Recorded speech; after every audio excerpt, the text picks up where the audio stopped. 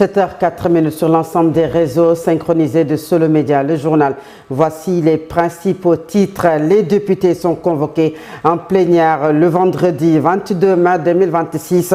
C'est à partir de 9h pour une séance de questions d'actualité au gouvernement. Signature de mémorandum d'entente entre le Parlement sénégalais et ceux de la Côte d'Ivoire et du Gabon à Dakar lors de la clôture de la 32e Assemblée générale Afrique de la francophonie parlementaire. Une rencontre de haut niveau qui a réuni plusieurs délégations africaines autour des enjeux de gouvernance, de sécurité et de coopération institutionnelle. Et puis en sport éliminatoire CAN 2027, le Sénégal jouera les prochaines éliminatoires de la Coupe d'Afrique des Nations de football 2027 dans le groupe J et ce sera contre le Mozambique, le Soudan et l'Éthiopie. L'Inter et la revue de la presse mettront un terme à cette édition.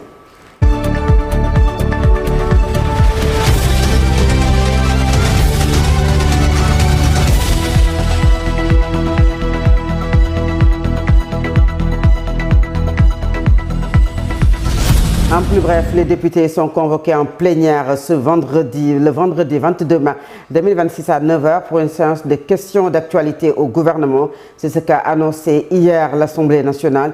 Le Premier ministre Ousmane Sonko et les membres du gouvernement sont donc attendus devant les députés pour cet exercice trimestriel des questions d'actualité qui s'inscrit dans le cadre du contrôle de l'action gouvernementale.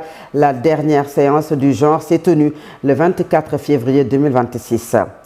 Et puis Dakar a clôturé la 32e Assemblée régionale Afrique de la francophonie parlementaire, une rencontre de haut niveau qui a réuni plusieurs délégations africaines autour des enjeux de gouvernance, de sécurité et de coopération institutionnelle. La cérémonie a également été marquée par la signature de mémorandum d'entente entre le Parlement sénégalais et ceux de la Côte d'Ivoire et du Gabon, compte rendu signé Djibril Niane et Cheikh Tidiane Sène.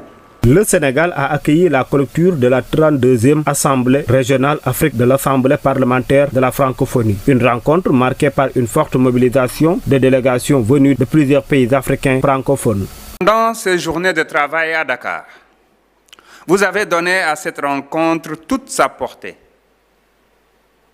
Une portée politique, institutionnelle, fraternelle et surtout une portée africaine. Vous êtes venus de plusieurs horizons de notre continent et de notre espace francophone commun. Avec vos expériences, vos convictions et vos préoccupations, mais surtout avec cette volonté partagée de faire de la diplomatie parlementaire un instrument utile au service de la paix, de la stabilité, de la souveraineté et du développement de nos peuples. Dans les travaux, les parlementaires ont longuement échangé sur les défis majeurs auxquels le continent est confronté. Sécurité, gouvernance, développement économique et stabilité institutionnelle. Objectif affiché, trouver des solutions durables et renforcer la coopération entre les États membres. La diplomatie parlementaire n'est pas une diplomatie secondaire. Elle apporte une contribution singulière, précieuse et irremplaçable aux relations entre les peuples et les États. Elle permet de maintenir des passerelles lorsque les tensions s'élèvent, de préserver le dialogue lorsque des positions se durcissent et de construire la confiance là où les incompréhensions peuvent s'installer. A aussi été marqué par la signature de mémorandum d'entente entre le Parlement sénégalais et ceux de la Côte d'Ivoire et du Gabon pour renforcer la coopération interparlementaire. Des accords destinés à consolider les relations parlementaires, promouvoir le partage d'expériences et améliorer le fonctionnement des institutions législatives respectives. Mesdames et messieurs, lorsque nous ouvrions cette assemblée régionale, nous avions formulé une ambition claire, faire de cette rencontre non pas une simple étape de calendrier, mais un moment de réflexion, de franchise et d'engagement. Au terme de nos échanges, je crois pouvoir dire que cette ambition a été pleinement tenue. Nos travaux ont permis d'aborder avec responsabilité et lucidité les grands enjeux qui interpellent aujourd'hui notre continent et l'espace francophone. Clôture donc de la 32e Assemblée régionale Afrique de l'Assemblée parlementaire de la francophonie à Dakar. C'est tenu à Dakar et a servi de cadre de réflexion sur les défis sécuritaires, les défis politiques et géopolitiques du continent africain. Le président de l'Assemblée nationale, El Hadji Malick Ndiaye, revient sur l'importance de cette rencontre. Il est au micro de Djibril Niane et de Cheikh Tidiane Sène. Mesdames et messieurs, lorsque nous ouvrions cette Assemblée régionale, nous avions formulé une ambition claire, faire de cette rencontre non pas une simple étape de calendrier, mais un moment de réflexion, de franchise et d'engagement. Au terme de nos échanges, je crois pouvoir dire que cette ambition a été pleinement tenue. Nos travaux ont permis d'aborder avec responsabilité et lucidité les grands enjeux qui interpellent aujourd'hui notre continent et l'espace francophone.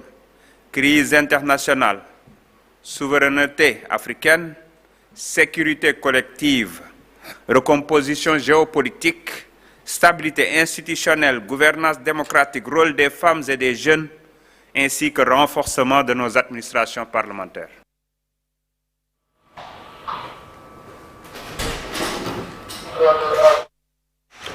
Et puis hier s'est tenue la cérémonie d'ouverture des Journées nationales de la qualité. Cette rencontre de 2 jours s'inscrit dans une dynamique de promotion de la qualité au Sénégal, mais surtout d'opérationnalisation de la politique nationale de la qualité. Ces journées sont une plateforme de dialogue et d'action au service de la mise en œuvre des politiques nationales. C'est un compte rendu signé Bénédicte Sagna et de Félicité Oumila Tirgueï. L'Association sénégalaise de normalisation a organisé ce mardi 19 mai 2026 les Journées nationales de la qualité qui a pour thème les normes et l'infrastructure nationale de la qualité, levier de croissance durable et d'intégration économique. Ce thème permet de réfléchir sur les stratégies majeures pour notre pays, pour l'Afrique, tout en plaçant la qualité au cœur de la compétitivité, de la souveraineté et de l'intégration. El Hadji Abdourahmane John, secrétaire général de l'Association sénégalaise de normalisation, est revenu sur la certification des entreprises au Sénégal. On a les certifications de produits là qui s'adressent donc concrètement à la qualité intrinsèque des produits et services. Et pour cela également, l'ASN en a délivré, je dirais beaucoup, que ce soit des produits alimentaires, des produits menstruels, on a certifié des serviettes hygiéniques récemment, des produits de peinture. La SEN engage à renforcer le système national de normalisation, à promouvoir la culture qualité partout et à contribuer activement aux initiatives régionales et continentales. Répondant à la question, à savoir les attentes, le directeur général de répondre. Pas seulement les marchés externes, internationaux, mais même pour consolider sa position sur le marché local. Et en s'inscrivant dans une démarche qualité, dans une démarche de conformité aux normes, les entreprises, même les petites et moyennes entreprises, peuvent construire cette culture de la qualité. Les nationales de la qualité sont le point de rencontre annuel entre les institutions publiques, le secteur privé, les experts techniques et les citoyens. Le programme comprend des panels, des espaces d'exposition et la remise des récompenses de l'Oscar national de la qualité. Bénédicte Sagna, les Journées nationales de la qualité au Sénégal ont pour objectif de faire de la qualité un réflexe national et de renforcer la compétitivité des entreprises locales. Cette édition met l'accent sur les normes et l'infrastructure nationale de qualité afin d'aligner les entreprises sur la nouvelle politique nationale qualité du Sénégal, les objectifs de développement économique et la vision Sénégal 2050 et les opportunités exigences même dans la zone de libre-échange. Le ministre secrétaire d'État chargé du développement des petites et moyennes entreprises, il s'agit d'Ibrahim Thiam.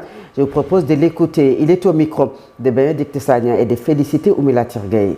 Chef de l'État et du Premier ministre, également du département du commerce et industrie. Donc, par rapport à l'agenda national de transformation, donc, par rapport à l'axe 1 qui reflète un peu la compétitivité de notre économie. Donc, les questions d'entreprise et de compétitivité reviennent donc, comme un fondement et une base pour porter la croissance et le développement du Sénégal. On ne peut pas parler d'une économie compétitive sans que les entreprises ne soient pas compétitives. Raison pour laquelle l'initiative de l'ASN qui est en parfait alignement, également par rapport à notre stratégie nationale de promotion du développement des PME et des PMI, qui a un programme spécial sur les 25 qui traite ces questions de compétitivité de ces entreprises. Donc c'est nécessaire. C'est une condition aussi nécessaire, suffisante pour aider les entreprises à répondre aux normes nationales, sous-régionales et internationales dans le cadre de leur développement interne, dans le cadre aussi de l'accès au marché. Pour accéder à un marché, donc il faut être compétitif pour les entreprises. Également pour accéder aussi aux opportunités de la ZLECA, par exemple, le marché africain, donc il faut souvent exporter les différentes normes de commerce international, donc qui va permettre également à l'entreprise d'être formelle, d'être compétitif, de respecter ces normes pour pouvoir accéder à ce marché. Donc on y travaille dans le cadre de notre stratégie avec l'ensemble des structures techniques du département, et je pense que vu l'engagement des entreprises qui commencent à comprendre, quel que soit le secteur d'activité, que ce soit dans l'agroalimentaire, dans l'industrie et même dans les secteurs. Parlons à présent des discussions entre le président de la République, Bassirou Diomaye Faye, et le Fonds monétaire international autour de la dette cachée du Sénégal qui continue de dominer l'actualité économique et politique.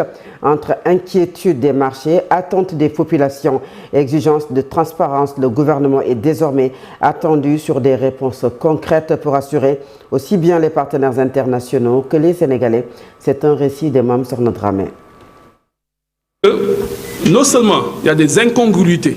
Au Sénégal, le dossier de la dette cachée continue de faire couler beaucoup d'encre et d'alimenter les débats publics. Depuis plusieurs semaines, les échanges entre les autorités sénégalaises et le FMI se multiplient afin de faire toute la lumière sur certains engagements financiers non déclarés qui pesent lourdement sur les finances publiques. Une situation qui place le président Bassirou Diomaye Faye face à l'un des plus grands défis économiques de son mandat. Le gouvernement cherche aujourd'hui à rassurer les bailleurs internationaux tout en évitant une perte de confiance des investisseurs étrangers dans les marchés, les entreprises et même au sein des ménages. Les inquiétudes grandissent. Beaucoup craignent des conséquences directes sur le coût de la vie, les subventions publiques ou encore les projets de développement annoncés par les nouvelles autorités. Pendant ce temps, l'opposition exige davantage de transparence sur la gestion des finances publiques et réclame des audits approfondis afin d'établir les responsabilités. Plusieurs organisations de la société civile demandent également que toute la lumière soit faite sur cette affaire devenue hautement sensible. Pour les experts économiques, les prochaines décisions du FMI seront déterminées. Elles pourraient influencer la capacité du Sénégal à mobiliser de nouveaux financements et à maintenir certains équilibres budgétaires dans un contexte international déjà fragile. Le gouvernement, lui, tente de calmer les inquiétudes et assure que les engagements sociaux seront préservés malgré les difficultés économiques. Mais derrière les discours rassurants, une question demeure. Le Sénégal parviendra-t-il à restaurer rapidement la confiance avant que cette crise financière ne produise des effets plus profonds sur l'économie et le quotidien des populations? Les prochaines semaines pourraient être décisives pour l'avenir économique du pays.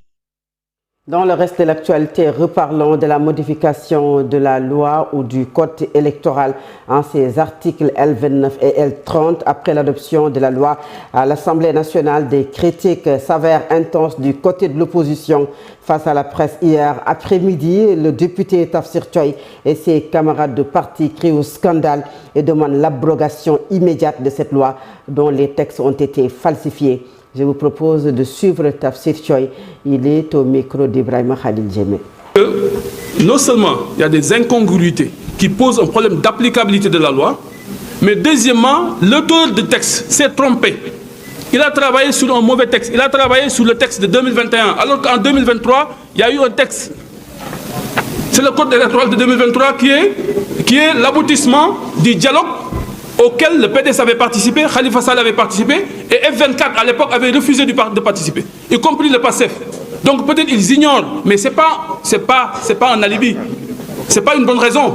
Parce que quelqu'un qui prend la décision de légiférer sur les textes de notre pays doit savoir ce qui existe. Et c'est ça qui a été à l'origine aussi des erreurs qui ont été commises dans l'adoption de la modification sur le règlement intérieur. Ils ont pris des dispositions du code électoral qu'on a intégrées dans notre règlement intérieur qu'ils ont voulu modifier. Là, on a modifié. Donc il se pose un problème d'applicabilité, il se pose un problème d'incongruité, il se pose un problème de contradiction. Le texte n'est pas applicable. Dès l'instant que ce n'est pas applicable, il faut l'abroger. Voilà. Non seulement il y a des incongruités du jour, nous parlons du bradage sur le littoral de Dakar à Guédiawaye, plus précisément à Tivaouane Peulh, en passant par Yeumbeul et Malika. Cette côte forestière, jadis protectrice contre l'avancée de la mer et l'érosion côtière, subit de plein fouet une agression environnementale et foncière. La forêt disparaît en silence et la mer avance à grands pas. Quel sera l'avenir de cette côte atlantique de Dakar? C'est le sujet de la rédaction avec notre reporter Ibrahima Khalil Djemé. Des chousses de filao fraîchement arrachées, des troncs étendus au sol. Ici, nous sommes sur le littoral de Dakar, entre Malika, Tivaouane Peulh et Yeumbeul. Cette forêt disparaît sous l'action humaine. Cet espace où autrefois se dressaient de longs filaos qui protègent la côte atlantique se dissipe et laisse la place à des bornes et constructions. Un décor assez révélateur qui indexe la responsabilité humaine. Les filaos ne sont pas là par hasard. Les filaos étaient là pour fixer les dînes parce que la mer avance. Les causes là sont causées par les natures humaines parce que l'extraction des sables des dunes par les sarrettes et les promoteurs immobiliers qui terrassent beaucoup de filaos. Ces filaos qui constituent un véritable secours protecteur contre l'avancée de la mer s'agonisent à une vitesse fulgurante sous le regard impuissant des habitants. Lu mel ni zone Lac Rose bi woon ay nit di dugg ci biir di dagg filao yi nga ñëw côté Yeumbeul bi amoon na fi ay quartiers yoo xam ne dañuy dagg filao yi di dëkk ci biir. Parce qu'au niveau de la VDN, on a constaté que les dunes déplacent même en recouvrant la route. C'est la raison pour laquelle je vous dis que la mer avance. 15 ans après le passage de la VDN 3, de nombreux filaos coupés auraient pu être remplacés comme prévu. Mais rien de tel. suñu daggee bande filao yi fexe ba def fi tali bi dinañ fexe ba reboiser waat Malika gi yëpp surtout maanaam suñu littoral bi nga xam ne dañuy def compensation mais bi yàlla defee loolu am ba pare yàlla def na nag bu ba tey. Ce sont des causes et la mer avance. Au début, avec l'arrivée de la VDN, il nous disait que tout filao qu'on enlève, on va repiquer des filaos. Mais jusqu'à présent, il n'y a pas de filaos qu'on repique. Une action qui a encouragé certaines pratiques humaines dont la coupe abusive de filao. Filao yi xam ne ñoo doon fixé dune bi ak l'avancée de la mer tey doo ko gisee rek di nga gis ne am na période bi muy toll rek da ngay gis ne suuf si yëpp day daw yéeg si kaw tëli bi moom. Au fil du temps, le constat reste unanime. La mer avance, l'extraction du sable marin se multiplie en toute clandestinité. VDN 3 bi sax même du si jógul neen dem ba jimmi jamono dañ koy perte. Et les brises marins entrent dans les filaos, dans les maisons, toutes les concessions qui sont en fer, en meubles sont en train de dégrader. Le littoral de Dakar, l'un des derniers barrières de la capitale, a déjà subi une exploitation pour la construction de la voie de dégagement nord. En juin 2021, un décret présidentiel a déclassifié 150 hectares à Guédiawaye pour un plan d'urbanisme, soit 44% pour l'habitat, 22% pour les routes et 35% pour les équipements. Cependant, la coupe des filaos sur le littoral a affaibli cette protection contre l'érosion côtière et augmente des risques pour les habitants et suscite également un conflit entre activités immobilières et des obligations environnementales. Merci beaucoup Ibrahima Khalil Djemé pour ce dossier, un dossier que vous pouvez suivre sur Solo TV dans les prochains jours et sur nos différentes plateformes digitales. Et c'est ce grand reportage qui met en terme à la première partie de cette édition. La seconde partie, c'est la page internationale, le sport et la revue de la presse. À présent, l'Inter.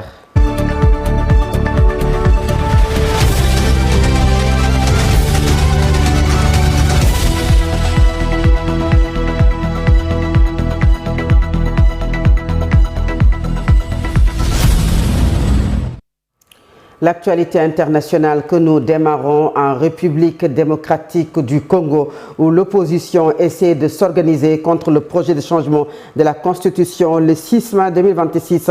Lors d'une conférence de presse, le président Félix Tshisekedi a ouvert la porte à un éventuel troisième mandat à l'issue d'un référendum constitutionnel, une prise de position dénoncée par plusieurs partis politiques et de l'opposition au pays, mais aussi en exil. La plateforme dénommée C64 pour Coalition Article 64, article de la Constitution qui encadre le droit à la résistance citoyenne, a été lancée hier au centre de Kinshasa. Nouvelle frappe aérienne, c'est dans le nord-est du Nigeria hier, et 175 combattants du groupe État islamique en Afrique de l'Ouest éliminés sur le champ de bataille. C'est ce qu'a précisé l'armée nigérienne dans un communiqué hier, en plus d'Abou Bilal al-Mounikou, désigné par Abuja et Washington comme le numéro 2 du groupe État islamique.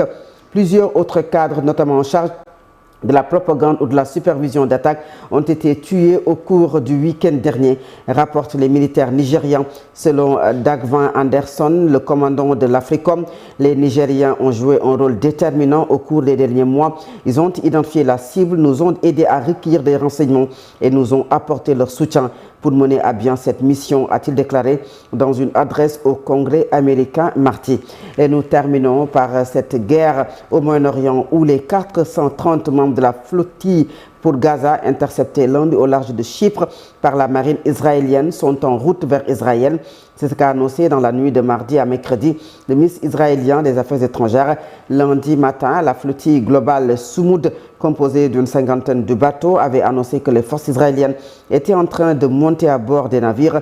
L'occupation israélienne a une nouvelle fois intercepté illégalement et violemment notre flottille internationale de navires humanitaires enlevés non volontaires, avait-elle plus tard dénoncé sur X, exigeant la libération rapide des militants et la fin du blocus de Gaza. À présent, c'est la page sportive de cette édition.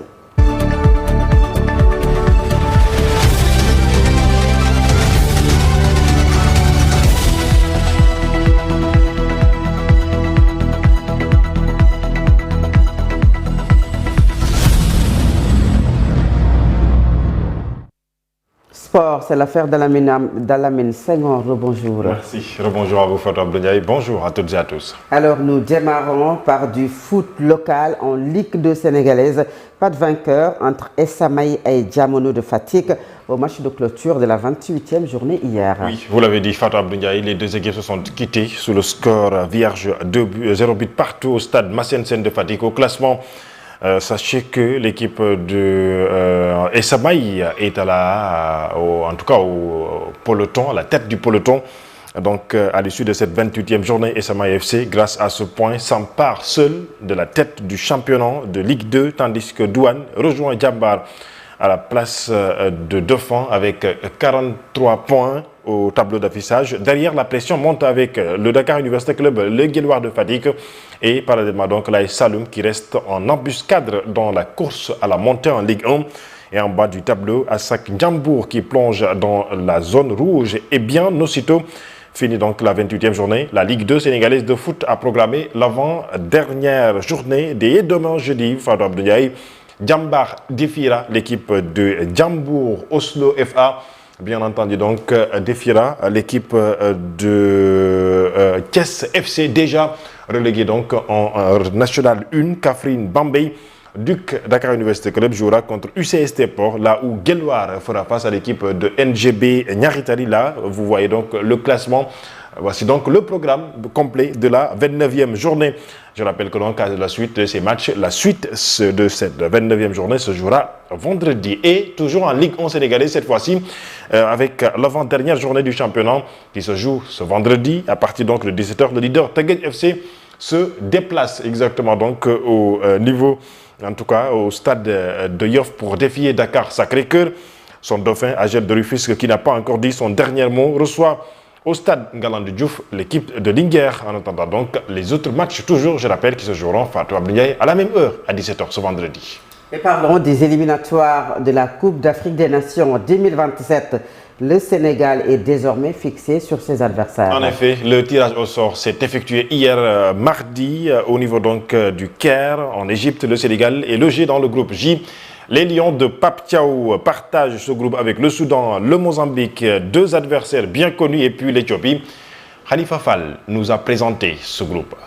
Les champions d'Afrique en titre évolueront dans le groupe J en compagnie du Soudan, du Mozambique et de l'Éthiopie dans le cadre des éliminatoires de la CAN 2027. Dans cette poule, les Lions retrouveront un adversaire qu'ils connaissent particulièrement bien, le Soudan. Les deux sélections se sont affrontées à 3 reprises en 2025 lors des éliminatoires de la Coupe du Monde. Les hommes de Pape Thiaw avaient d'abord concédé un match nul à l'extérieur avant de s'imposer 2-0 à domicile.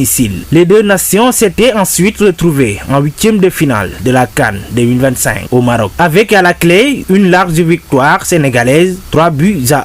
L'autre adversaire familier des Lions est le Mozambique. Les deux équipes partageaient déjà le même groupe lors des qualifications pour la CAN 2024. Une campagne marquée par 2 succès du Sénégal. Enfin, l'Éthiopie complète cette poule J. La dernière double confrontation officielle entre les deux sélections remonte aux éliminatoires de la CAN 1998 avec 2 victoires sénégalaises, aussi bien à l'aller qu'au retour. Les 2 premières journées des qualifications sont programmées entre le 21 septembre et le 6 octobre 2026. Les 3e et 4e journées se joueront du 9 au 17 novembre 2026 avant les 2 dernières rencontres prévues du 22 au 30 mars 2027. À noter que seules 2 premières décrocheront leur qualification pour la phase finale, à l'exception des groupes comprenant l'un des 3 pays hôtes déjà qualifiés automatiquement, le Kenya, la Tanzanie et l'Ouganda, où une seule place qualificative sera en jeu. La CAN 2027, co-organisée par le Kenya, la Tanzanie et l'Ouganda, se disputera du 19 juin au 17 juillet 2027. Fort de son statut de champion d'Afrique et de son expérience face à ses adversaires du groupe, le Sénégal abordera ses éliminatoires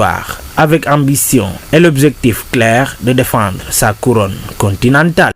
Merci beaucoup à vous, Khalifa Ababacar Fall. Mais en attendant, focus pour la Coupe du Monde 2026. Pape Thiaw va publier sa liste donc demain. Les joueurs retenus seront connus pour cette Coupe du Monde. Puis 5 jours après, le 26, l'équipe nationale du Sénégal va recevoir le drapeau national des mains du président de la République, certainement au palais présidentiel. Direction les États-Unis d'Amérique où les Lions vont peaufiner leur préparation pour la Coupe du Monde 2026. Le Sénégal jouera 2 matchs amicaux. D'abord le 31 mai face à l'équipe des États-Unis. Ce sera donc à Charlotte en Caroline du Nord, Fatou Abdouyé. Le Sénégal jouera également face à l'Arabie Saoudite à partir donc du 9 juin exactement à San Antonio au Texas. Et bien pour finir avec l'international sénégalais Ahmadou Bamba Dieng qui a annoncé la fin de son contrat et de son aventure avec son club à Lorient. Le divorce est acté. Cheikh Ahmadou Bamba Dieng quitte officiellement Lorient, auteur de 15 buts, toutes compétitions confondues cette saison, dont 10 en Liga. L'ancien phocéen, puisqu'il a été donc à l'Olympique de Marseille, a retrouvé de sa superbe participant grandement à la bonne saison de Lorient qui a fini dans le top 10 du championnat. Un autre Sénégalais qui est également a fait ses adieux. Il s'agit donc de Abdoulaye Seck, a fait ses adieux à son club, le Maccabi Haïfa. Et en Angleterre, pour finir, Arsenal champion de Premier League pour la saison 2025-2026, avant la dernière journée du championnat. Ceci a été accéléré, Fatou Abdou, hier par le match nul entre Manchester City et Bournemouth, 1-0. Arsenal prend le championnat de l'Angleterre 14 ans après, puisque c'est en 2023. Il reste la revue de la presse. Nous restons bien sûr avec vous pour les derniers points de cette édition. Bonjour. L'arrivée du Premier ministre Ousmane Sonko à l'Assemblée nationale vendredi pour une autre question d'actualité et la